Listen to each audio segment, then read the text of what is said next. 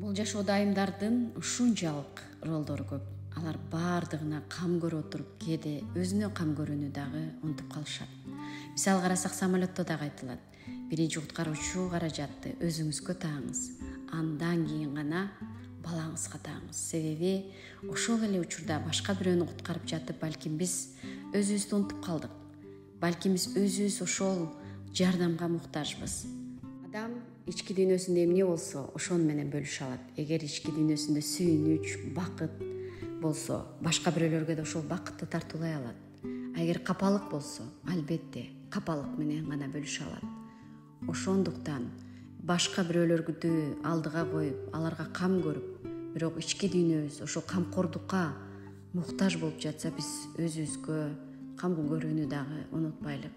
Өзүбүздү арткы орунга коюп жүрүп, канчалаган жашоодо көйгөй жаралганын дагы карап көрөлүк.